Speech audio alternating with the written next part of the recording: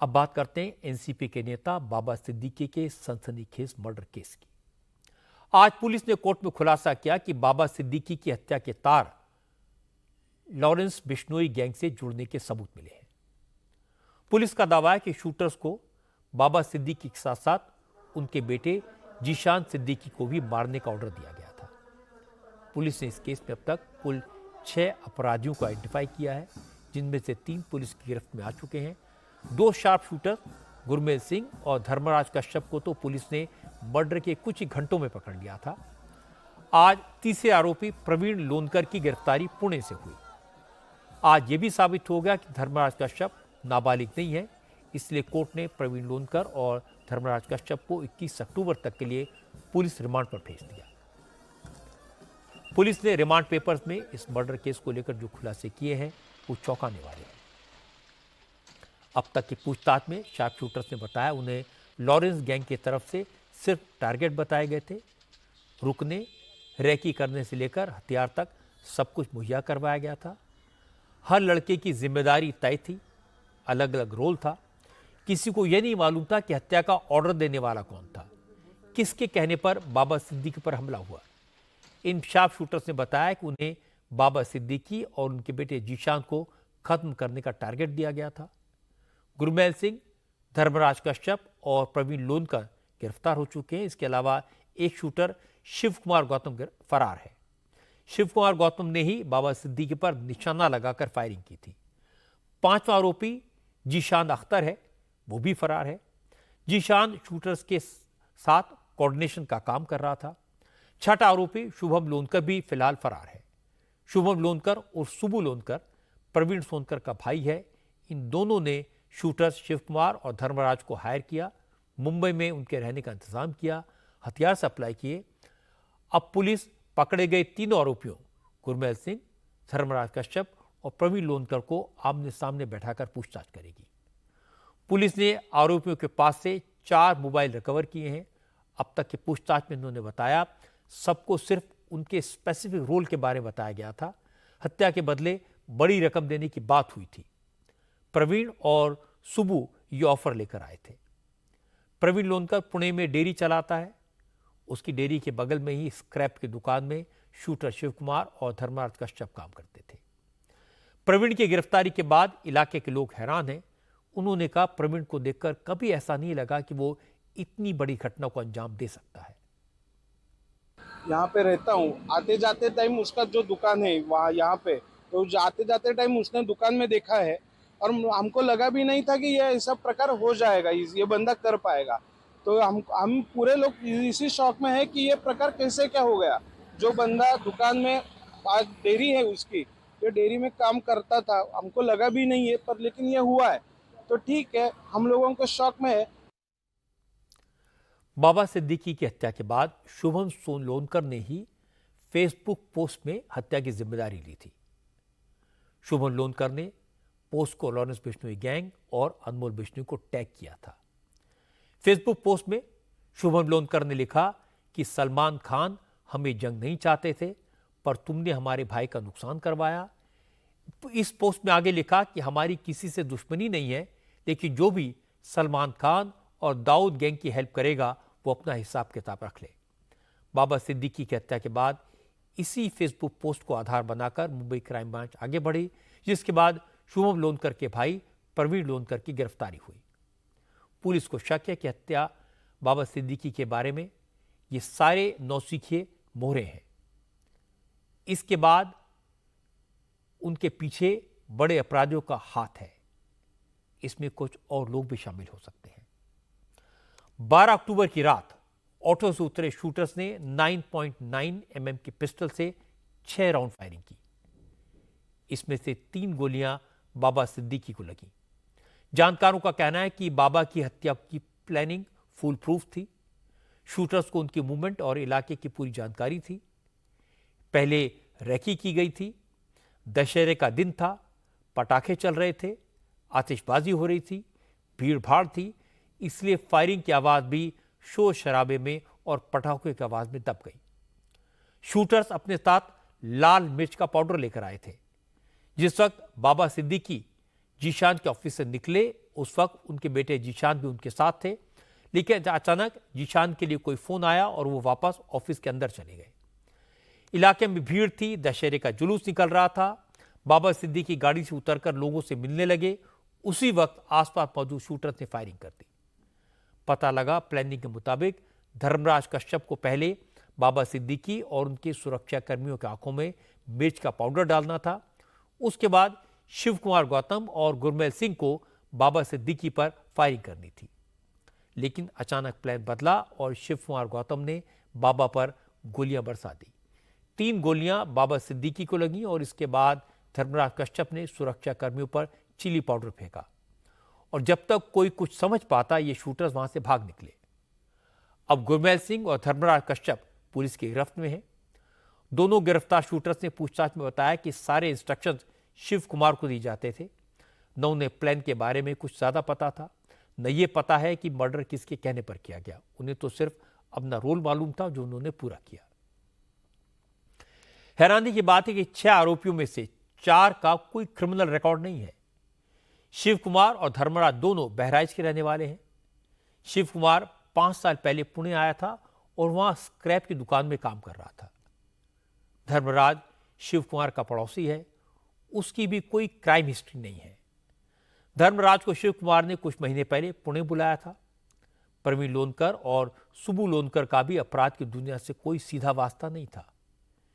इस केस के 5वें आरोपी शूटर गुरमेल की मर्डर की हिस्ट्री शीट रही है।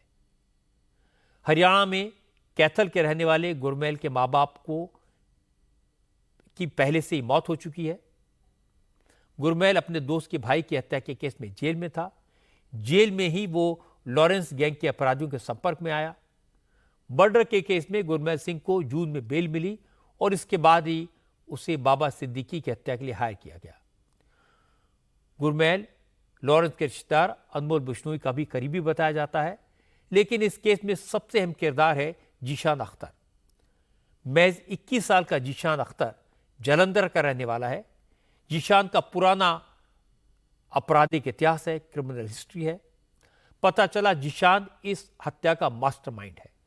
हत्या के वक्त वो लगातार शूटर्स के संपर्क में था। उन्होंने बाबा सिद्दीकी की लोकेशन की जानकारी लगातार दे रहा था। पंजाब पुलिस ने जीशान अख्तर को 2022 में गिरफ्तार किया था। उस पर 9 संगीन मामलों में केस चल रहे हैं। पंजाब पुलिस के दस्तावेज से तस्दीक ये हुआ कि वो लॉरेंस बिश्नोई के गैंग से जुड़ा हुआ है। जीशान का असली नाम मोहम्मद यासीन अख्तर है। उसे सिकंदर, जस्सी जैसे नामों से भी जाना जाता है। पंजाब के कई गैंग्स के साथ वो काम कर चुका है। पुलिस रिकॉर्ड के मुताबिक जीशान पुणे के गैंगस्टर सौरभ महाकाल से भी जुड़ा हुआ है। महाकाल वही गैंगस्टर है जिसका नाम सुपरस्टार सलमान खान के पिता सलीम खान को धमकी देने के केस में आया था। महाकाल सिद्धू मूसेवाला की हत्या से भी कनेक्टेड है। लॉरेंस के खासम फात विक्रम बराड़ के लिए भी जीशान काम कर चुका है। पता चला कि जीशान जब पटियाला जेल में बंद था तब उसे बाबा सिद्दीकी को मारने की सुपारी मिली थी। 7 जून को रिहाई के बाद उसने कैथल में गुरमेल से मुलाकात की। हालांकि जीशान अख्तर ने सारा काम पर्दे के पीछे रहकर किया। शूटर्स को हायर करने से लेकर लॉजिस्टिक सप्लाई करने, मुंबई के कुर्ला में शूटर्स के रहने का इंतजाम करने की जिम्मेदारी शुभम लोनकर और प्रवीण लोनकर ने निभाई। कुर्ला में शूटर्स के किराए के घर में रहने वाले पड़ोसी भी इस हत्याकांड के बाद हैरान हैं। एक नेबर ने कहा ये शूटर्स हमेशा घर के अंदर रहते थे, घर की खिड़कियां दरवाजे बंद रहते थे। पड़ोसी ने कहा इस इलाके में 8 से 9 हजार रुपए में कमरा किराए पर मिलता है, लेकिन इन अपराधियों ने 14,000 रुपए दिए और फिर भी मकान मालिक ने इन पर कोई शक नहीं किया। कब कितने दिनों पहले ये रहने आए, क्या जानकारी है? आज से 1-1.5 महीना पहले तो रूम रिनोवेशन में गया था। काफ़ी ख़राब हालत थी रूम की, तो बना के लास्ट 15 डेज में उसने ओनर ने किसी को हैंड ओवर किया। जो लोग थे यही थे।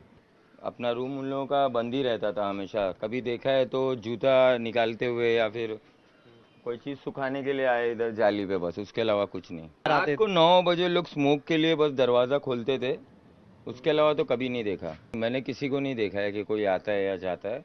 बस इतना मालूम था कि अंदर 2-3 लोगों की बात करने की आवाज़ आती थी मेरे लास्ट वाले दीवार से रूम के।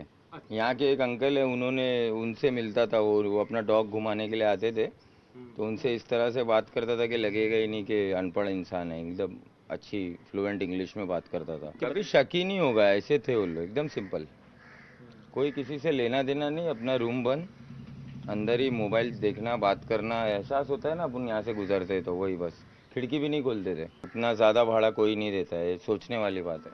14 नहीं होता इतने रूम का भाड़ा, 8, 10, 7, 9 इसके बीच में ही रहता है। जब इस तरह से रहते थे कि किसी को शक ही नहीं होगा, खामोशी दिन में, जैसा कि यहाँ के माहौल को चाहिए। शाम में निकलना, जब माहौल में थोड़ा शोर रहता उस वक्त निकल के शायद सिगरेट पीना, बस, और कुछ नहीं। बाबा सिद्दीकी की हत्या महाराष्ट्र की राजनीति में बड़ा मुद्दा बन गई है।